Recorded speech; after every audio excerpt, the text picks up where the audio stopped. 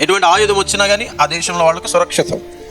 అంత పకడ్బందీ టెక్నాలజీ మనుషులు ఈ మధ్య ఈ కాలంలో రూపొందించగలిగారు. వాళ్ళే అంతగా పకడ్బందీగా రూపొందించగలిగితే మన దేవుడు ఇంకెంతగా మనల్ని కాచేవాడై ఉన్నాడు. పగలు మేఘ స్తంభం వలె, రాత్రి అగ్ని స్తంభం వలె మనకి ఆయన తోడై ఉండి మనల్ని కాపాడేవాడై ఉన్నాడు. హల్లెలూయా. మన మీదకు శత్రువులు ఏదైనా అటాక్ చేస్తారేమో, ఎవరైనప్పటికీ వాటిని కూడా డిఫ్యూజ్ చేసి, వాళ్ళ ప్లాన్స్ అన్ని ఫెయిల్ చేసి, వాళ్ళ ఆలోచనలన్నీ విఫలం చేయడానికి మన దగ్గర కూడా అటువంటి వెపన్ దేవుడు పెట్టాడు. హల్లెలూయా. మన దగ్గర కూడా ఒక వెపన్ ఉంది. ఆ వెపన్ని మనం వాడినప్పుడే మన శత్రువులను మనం త్రిప్పి కొట్టగలుగుతాం. ఆ వెపన్ వాడకుండా జాగ్రత్తగా దాన్ని ఇంట్లో పెట్టుకుంటే ఏం ప్రయోజనం ఉండదు. సో ఆ వెపన్ ఏంటో తెలుసా? ఆ వెపన్ ఎక్కడ ఉందో తెలుసా? దేవుని వాక్యమే వెపన్. ఆ వాక్యమును దేవుడు మనకి ఇచ్చాడు. వాక్యమనే ఖడ్గం. హల్లెలూయా. The word of God is like the spirit, sword of the spirit.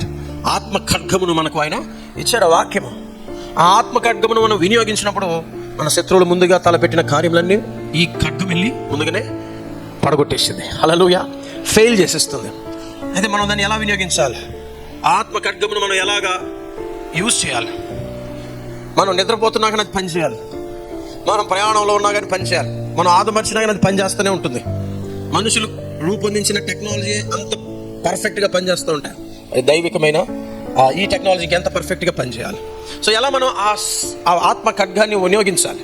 మనం అన్ని వేళలా సురక్షితంగా ఉండగలగాలి అంటే ఏం చేయాలి అంటే ఆత్మ ఖడ్గమును యూజ్ చేయాలి. ఎలా యూజ్ చేస్తాం? ఆత్మ ఖడ్గము మన నోటిలోనే ఉంది. ఆమేన్. మనం ఎప్పుడైతే మన నోరు తెరిచి దేవుని వాక్యమును మనం మాట్లాడతామో ఆ వాక్యము ఖడ్గము వలె అది సిద్ధపడి ఉంటుంది. శత్రువుల యొక్క ప్రణాళికలు, ఆలోచనలు ఎప్పుడైనా మన పైకి రావాలని చూస్తే ఈ ఖడ్గం వెళ్ళి పోరాడి మన పక్షంగా విజయాన్ని సాధించుకొని తీసుకుని వస్తుంది. దేవునికి స్తోత్రం. మనం వెళ్ళక్కర్లెక్కడికి. హల్లెలూయా. అయితే ఏం చేయాలి? ఎలా చేయాలంటే ఈ నోటి ద్వారా దేవుని వాక్యం మాట్లాడినప్పుడు అది ఖడ్గముగా మారిపోతుంది, వెపన్గా మారిపోతుంది. నాకు వ్యతిరేకంగా రూపొందించబడిన ఈ ఆయుధము వర్ధిల్లదు. ఆమేన్.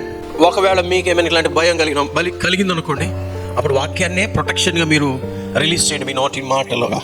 తప్పకుండా అది పనిచేస్తుంది. సో ఇది ముందుగా నీ మాట నీకన్నా ముందుగా వెళుతుంది. నువ్వు ఒకవేళ ప్రయాణం చేసుకుంటూ వెళుతున్నావు దారిలో, కానీ నీ మాట నీకు ముందుగా వెళ్ళుద్ది.